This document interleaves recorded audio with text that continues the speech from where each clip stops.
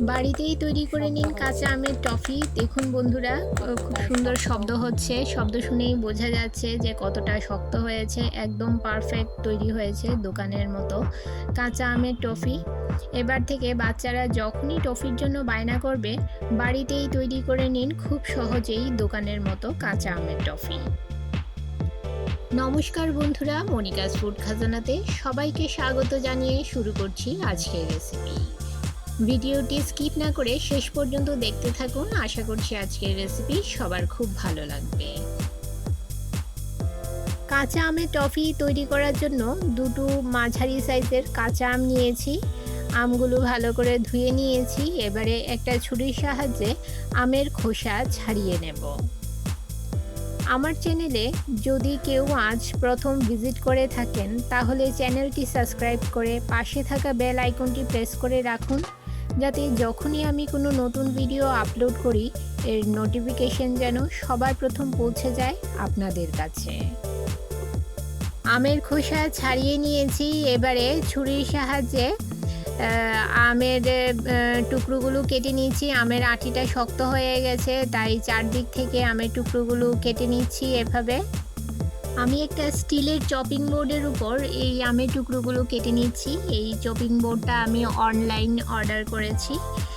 আমি ডেসক্রিপশনে চপিং বোর্ডের লিঙ্ক দিয়ে দেব, আপনারা চাইলে এটা অনলাইনে পারচেজ করতে পারেন। খুবই সুন্দর চপিং বোর্ডটা। আর এই চপিং বোর্ডে জিনিস কাটতে, সবজি কাটতেও ভীষণ ভালো লাগে আর দেখতেও খুবই সুন্দর। আপনারা চাইলে এটা অনলাইনে নিতে পারেন, আমি ডেসক্রিপশনে এর লিঙ্ক দিয়ে দেব। এবারে আমের টুকরোগুলো আমি ছোট ছোট টুকরো করে কেটে নেব। এবারে একটা মিক্সি জারে আমের টুকরোগুলো নিয়ে নিলাম, আর এতে দিয়ে দেব হাফ কাপ পরিমাণ জল।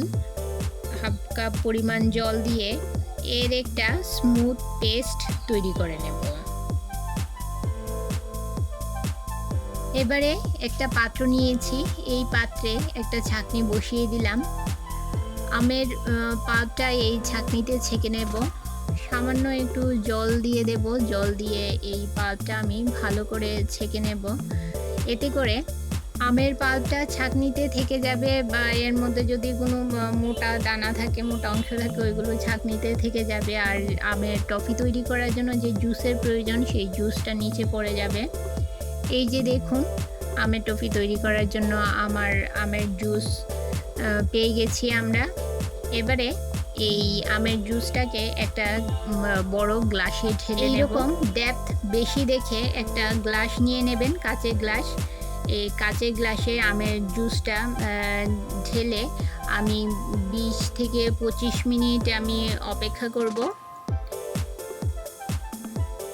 বন্ধুরা, হাফ অ্যান আওয়ার পর ফিরে এলাম, 30 মিনিট পর ফিরে এলাম। দেখুন কাচের গ্লাসে জুসটা ঢালার ফলে কি হয়েছে, জুসটা দুটো পার্টে ডিভাইড হয়ে গেছে। ভারী অংশটা নিচের দিকে বসে গেছে, আর উপরে যে পাতলা জলটা আছে সেটা উপরে উঠে গেছে। আমার আমের জুস তৈরি করার জন্য এই পাতলা জুসটাই প্রয়োজন। এবারে চামচের সাহায্যে খুব সাবধানে এই জুসটা আমি আরেকটা গ্লাসে নিয়ে নেব। একদম নাড়াচাড়া লাগলে চলবে না, খুব সাবধানে নিয়ে নিতে হবে। দেখুন আমার এই রকম ছোট গ্লাসে এক গ্লাস জুস হয়ে গেছে। এবারে গ্যাসের চুলায় কড়াই বসিয়ে এতে দিয়ে দিলাম হাফ কাপ পরিমাণ চিনি। যে পরিমাণ আমি আমের জুস নিয়েছি, সেই পরিমাণ আমের জুসের জন্য হাফ কাপ চিনির প্রয়োজন। আপনারা যদি আমের জুস আরও বেশি পরিমাণে নেন, তাহলে চিনির পরিমাণটাও আর একটু বাড়িয়ে দিতে হবে। সামান্য একটু জল দিয়ে দিলাম। এখানে আমি বড় চামচে 3 চামচ জল দিলাম। 3 চামচ জল দিয়ে চিনির সঙ্গে নেড়েচেড়ে মিশিয়ে নেব। বেশি জল দেওয়ার প্রয়োজন নেই, 3 চামচ জল দিলেই যথেষ্ট। চিনির সঙ্গে নেড়েচেড়ে মিডিয়াম ফ্লেমে চিনিটাকে মেল্ট করে নেব। চিনি যখনই মেল্ট হয়ে যাবে, এই পর্যায়ে আমি আমের যে জুসটা তৈরি করে রেখেছিলাম, সেই জুসটা এতে ঢেলে দিলাম। এই পর্যায়ে গ্যাসের ফ্লেম লো মিডিয়ামে রাখতে হবে। নেড়ে চেড়ে আমের জুসটাকে আমি কিছুক্ষণ নেড়ে নেব লো মিডিয়াম ফ্লেমে। এবারে এতে দিয়ে দিলাম স্বাদমতো নুন। আমি এখানে হাফ চামচ নুন দিয়েছি। আর এতে দিয়ে দেব 1 চামচ বিট নুন। বিট নুনটা দিলে এর স্বাদটা খুব ভালো আসে, একদম দোকানের মতো, দোকানের টফিগুলো খেতে যেমন হয় ঠিক তেমন ফ্লেভার আসে। তাই আমি বিট নুন দিয়ে দিলাম এখানে 1 চামচ। সাধারণ নুনের থেকে বিট নুনটা একটু বেশি দিতে হবে। আর এতে দিয়ে দিলাম 2 ফোঁটা গ্রিন ফুড কালার। যেহেতু আমি কাঁচা আমের টফি তৈরি করছি তাই এখানে গ্রিন ফুড কালারটা দিয়ে দিলাম। ফুড কালার সম্পূর্ণ অপশনাল, আপনারা চাইলে স্কিপও করতে পারেন। তো দেখার সৌন্দর্যের জন্য আমি ফুড কালারটা দিলাম।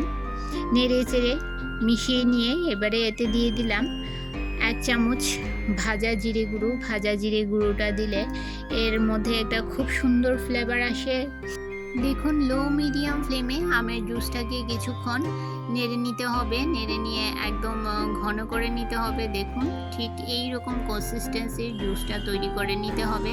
এবারে একটা কাঁচের গ্লাস নিয়েছি, এতে 2 ফোঁটা জুস ঢেলে আমি দেখে নিচ্ছি জলের সঙ্গে মিশছে কিনা। যদি জলের সঙ্গে না মেশে তাহলে বুঝে নিতে হবে পারফেক্ট কনসিস্টেন্সির আমার ম্যাঙ্গো টফির জন্য জুস তৈরি হয়ে গেছে। এই যে দেখুন জলের সঙ্গে একেবারেই মিশছে না, এর মানে আমার পারফেক্ট কনসিস্টেন্সির জুস তৈরি হয়ে গেছে টফির জন্য। এবারে আমি গ্যাসের ফ্লেমটা বন্ধ করে দিলাম। এই যে দেখুন বন্ধুরা, আমি এখানে একটা চকলেট মোল্ড নিয়েছি। এটা সিলিকনের চকলেট মোল্ড, অনলাইন অর্ডার করেছি। আপনারা এই মোল্ডটা অনলাইনে পেয়ে যাবেন অথবা কোনো বড় শপিং মলেও আপনারা এই চকলেট মোল্ড পেয়ে যাবেন। যদি আপনাদের কাছে এই রকম চকলেট মোল্ড না থাকে তাহলে আপনারা যে কোনো আইস মোল্ডে, আইস ট্রেতে বা বাটার পেপারেও চকলেটটা তৈরি করতে পারেন। কি করে বাটার পেপারে চকলেট তৈরি করবেন সেটাও আমি দেখিয়ে দেব। আমি যে আমের জুসটা তৈরি করেছিলাম সেই জুসটা একটা চামচের সাহায্যে চকলেট মোল্ডে ঢেলে নিচ্ছি। বেশি গরম অবস্থায় জুসটা ঢালবেন না, কারণ এটা সিলিকনের মোল্ড, ভেঙে ফেটে যেতে পারে। তাই যখন হালকা গরম থাকবে সেই হালকা গরম অবস্থায় আপনারা এই জুসটা চকলেটের মোল্ডের ভেতর ঢেলে নেবেন। এই জুসটা যেন লিকুইড ফর্মে থাকে, লিকুইড ফর্মে থাকতে থাকতেই আপনারা এই কাজটা করে নিতে হবে। আপনাদের খুব তাড়াতাড়ি করে কাজটা করে নিতে হবে, কারণ ঠান্ডা হলেই এই জুসটা জমে যাবে। তাই ঠান্ডা হওয়ার আগে এই কাজটা করে নিতে হবে। হালকা গরম অবস্থায় আপনারা এই জুসটা মোল্ডে ঢেলে নেবেন। প্রত্যেকটা মোল্ড ভরে নিয়েছি। এই যে দেখুন, এবারে একটা বাটার পেপার নিয়েছি। বাটার পেপারের মধ্যে কিভাবে চকলেটটা বসাতে হয় সেটাও দেখিয়ে দিচ্ছি একটা চামচের সাহায্যে। দেখুন এইভাবে একদম গ্যাপ গ্যাপ দিয়ে জুসটা দিয়ে দিতে হবে। এটা ঠান্ডা হয়ে গেছে, অনেকটাই ঠান্ডা হয়ে গেছে, এর জন্য এটা বেশি ছড়াবে না। এটা এভাবে যেভাবে দিচ্ছেন সেভাবেই বসে থাকবে। এইভাবে জাস্ট বাটার পেপারের উপর বসিয়ে দিলেই হয়ে যাবে, ঠান্ডা হওয়ার পর তুলে নিলেই হয়ে যাবে। বন্ধুরা এই যে দেখুন, সিলিকনের মোল্ডে আমি এই চকলেটগুলো 2 ঘন্টা রেখে দিয়েছিলাম। 2 ঘন্টা পর আমি আপনাদের দেখিয়ে দিচ্ছি। দেখুন, খুলে দেখিয়ে দিচ্ছি। দেখুন কত সুন্দর জমে গেছে। এই যে দেখুন একদম চকলেট তৈরি হয়ে গেছে। দেখুন কত সুন্দর শেপ চকলেটের, খুব সুন্দর একদম দোকানের মতো চকলেট তৈরি হয়েছে। এবারে সমস্ত সিলিকনের মোল্ড থেকে আমি এই চকলেটগুলো বের করে নেব। এবারে একটা পাত্রে সামান্য চিনি নিয়ে নিলাম। চিনিটাকে গুঁড়ো করে নিয়েছি, চিনির পাউডার নিয়ে নিলাম। এই পাউডারের মধ্যে আমি প্রত্যেকটা চকলেটকে কোট করে নেব। এতে করে চকলেটটা আরও বেশি সময় পর্যন্ত ভালো থাকবে। তাই চিনির গুঁড়োর মধ্যে চকলেটগুলোকে কোট করে নিতে হবে। দেখুন এইভাবে সমস্ত চকলেটগুলো চিনির গুঁড়োর মধ্যে কোট করে নিয়ে আমি একটা বোতলে, কাচের বোতলে ভরে রেখে দেব। এবার থেকে যখনই বাচ্চারা বায়না করবে এভাবে আমের চকলেট তৈরি করে আপনারা বাচ্চাদের দিতে পারেন। খুব সহজেই তৈরি হয়ে যায় এই ম্যাঙ্গো ক্যান্ডি, আর খেতেও হয় ভীষণই টেস্টি, একদম দোকানের মতো। আমার রেসিপিগুলো যদি আপনাদের ভালো লেগে থাকে তাহলে লাইক, কমেন্ট ও সাবস্ক্রাইব করে আমার পাশে থাকবেন বন্ধুরা। আর আমার আজকের রেসিপিটা কেমন হয়েছে অবশ্যই কমেন্ট করে জানাবেন, ভালো লাগলে শেয়ার করবেন আপনাদের আত্মীয় ও বন্ধুদের কাছে। তাহলে বন্ধুরা আজকে এই পর্যন্তই, আবার দেখা হবে আরেকটি নতুন ভিডিওতে নতুন রেসিপি নিয়ে। সবাই ভালো থাকবেন, সুস্থ থাকবেন।